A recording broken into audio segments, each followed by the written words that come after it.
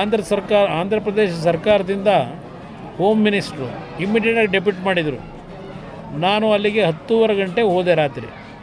ಹೋಗಿ ಎಲ್ಲ ಪ್ಲ್ಯಾಂಟನ್ನು ವೀಕ್ಷಣೆ ಮಾಡಿ, ಅದು ಆಕಸ್ಮಿಕವಾಗಿ ಆಗಿರ್ತಕ್ಕಂಥದ್ದು, ಅನ್ಫಾರ್ಚುನೇಟ್ ಥಿಂಗ್. ಆ ಥರ ಆಗ್ಲಿಕ್ಕೆ ಸಾಧ್ಯವೇ ಇಲ್ಲ.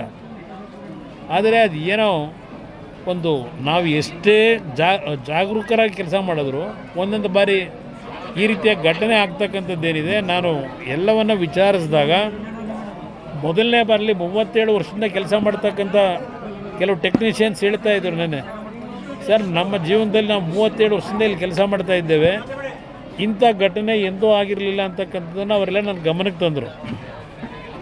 ನಾನು ಸತ್ಯಾಂಶವನ್ನು ತಿಳಿಬೇಕು ಅನ್ನೋ ದೃಷ್ಟಿಯಿಂದಲೇ ಈಗಾಗಲೇ ನೆನ್ನೆ ನಮ್ಮ ಇಲಾಖೆಯಿಂದ 3 ಜನ ಎಕ್ಸ್ಪರ್ಟ್ಗಳನ್ನು ನಮ್ಮ Bhilai steel plant, Rourkela steel ಪ್ಲ್ಯಾಂಟ್ನಲ್ಲಿ ಟೆಕ್ನಿಕಲಿ ಯಾರು ಕೆಲಸ ಮಾಡ್ತಾ ಇದ್ದಾರೆ, ಒಂದು 3 ಜನನ ಡೆಪ್ಯೂಟಿ ಇವತ್ತು ಮಾಡಿದ್ದೇನೆ. ಇವತ್ತು ಹೋಗ್ತಾ ಇದ್ದಾರೆ ಅಲ್ಲಿ ಯಾವ ಕಾರಣಕ್ಕೆ ಇದಾಗಿದೆ, ಏನು ಸತ್ಯಾಸತ್ಯತೆ ಅಂತಕ್ಕಂಥದ್ದನ್ನು ವರದಿಯನ್ನು ಕೊಡಬೇಕು ಅಂತೇಳಿ 3 ಜನ ಎಕ್ಸ್ಪರ್ಟ್ಗಳನ್ನು ಇವತ್ತು ಒಂದು ಕಮಿಟಿ ರಚನೆ ಮಾಡಿ ಇವತ್ತು ಭೇಟಿ ಕೊಡಲಿಕ್ಕೆ ಆಗಲೇ ಸೂಚನೆ ಕೊಟ್ಟಿದ್ದೇನೆ. ಅದರ ಜೊತೆಗೆ ನಾನು ಆಸ್ಪತ್ರೆಗೆ ಹೋಗಿ ಏನು ಚಿಕಿತ್ಸೆ ನಡೀತಾ ಇದೆ ಒಂದು 6-7 ಜನಕ್ಕೆ ಅಲ್ಲೂ ಭೇಟಿ ಕೊಟ್ಟು, ಯಾವ ಒಂದು ಕುಟುಂಬದಲ್ಲಿ ಈ ಅನಾಹುತದಲ್ಲಿ ಮರಣ ಹೊಂದಿದ್ದಾರೆ ಆ ಕುಟುಂಬಗಳ ಒಂದು ಮುಂದಿನ ರಕ್ಷಣೆಗೋಸ್ಕರವಾಗಿ ಸ್ಥಳದಲ್ಲೇ ತೀರ್ಮಾನಗಳನ್ನು ಮಾಡಿದ್ದೇವೆ.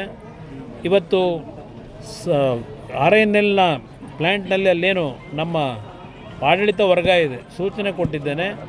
ಆ ಸೂಚನೆಯ ಪ್ರಕಾರ ರೆಗ್ಯುಲರ್ ಎಂಪ್ಲಾಯೀಸ್ ಏನಿದ್ದಾರೆ ಮತ್ತು 2 ನಮ್ಮ ಔಟ್ಸೋರ್ಸಸ್ಸಿಂದ ಕೆಲಸ ಮಾಡ್ತಿದ್ದವರು ಮರಣ ಹೊಂದಿದ್ದಾರೆ, ಅವ್ರಿಗೂ ಒಳಗೊಂಡಂತೆ ರೆಗ್ಯುಲರ್ ಎಂಪ್ಲಾಯೀಸ್ಗೆ ನಾವು ಏನು ಅವರಿಗೆ ಕಾಂಪನ್ಸೇಷನ್ ಕೊಡ್ತಾ ಇದ್ದೇವೆ, ಅದೇ ಕಾಂಪನ್ಸೇಷನ್ನ ಔಟ್ಸೋರ್ಸಸ್ನಲ್ಲಿ ಕೆಲಸ ಮಾಡ್ತಾ ಇರ್ತಕ್ಕಂಥವ್ರಿಗೂ ಕೊಡಬೇಕು ಅಂತ ಸೂಚನೆ ಕೊಟ್ಟು, ಇವತ್ತು ಒಂದೊಂದು ಕುಟುಂಬಕ್ಕೆ ಬಹುಶಃ 1.25 ಕೋಟಿಯಿಂದ 1.5 ಕೋಟಿ ಹಣ ದೊರಕ್ತಾ ಇದೆ. ಆ ರೀತಿಯ ನಿನ್ನೆ ತೀರ್ಮಾನ ಮಾಡಿದ್ದೇನೆ ಸ್ಥಳದಲ್ಲೇ. ನಾವು ನಮ್ಮ ಅಧಿಕಾರಿಗಳಿಗೆ ಹೇಳಿದ್ದೇನೆ, ಆಸ್ಪತ್ರೆಯ ಸಂಪೂರ್ಣ ಖರ್ಚು ವೆಚ್ಚವನ್ನು ನಮ್ಮ ಇಲಾಖೆಯಿಂದ ಭರಿಸ್ತಾ ಇದ್ದೇವೆ.